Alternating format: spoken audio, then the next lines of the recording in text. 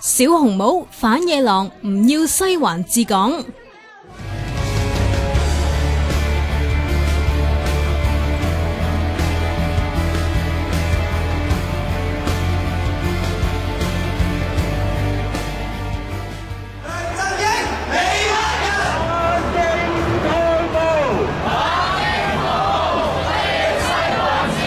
15,000人嘅怒吼響徹中環，踢走梁振英！一班小紅帽不怕野狼，一步一步走近西環。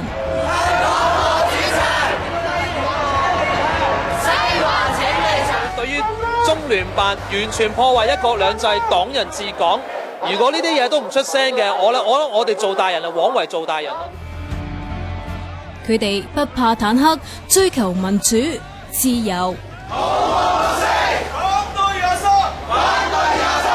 佢見唔到香港嘅前路，而家香港咪俾一塊黑紗咁樣冚住咗咯。白色恐怖一步一步籠罩香港，但呢個聖地將佢哋嘅訴求日日阻於門外。事實反映呢，原來係有咁多嘅香港人係不滿中聯辦干預香港，係破壞香港嘅核心價值，亦都反映市民呢對爭取普選嘅要求呢係仍然係熱切嘅。咁我相信呢，今次呢真唔係一個單嘅事件，亦都係喺成個民主運動上面一個重要嘅一頁。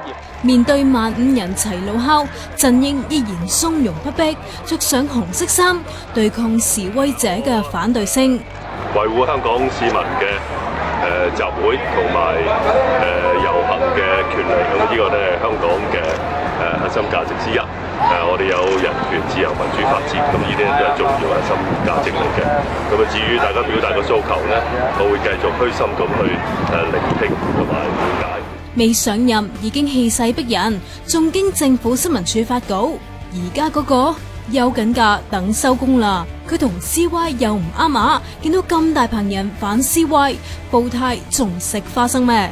民陣嚟緊幾個月會繼續發動更多人7·1上街，逼佢對普選作出承諾，還港人普選權啊！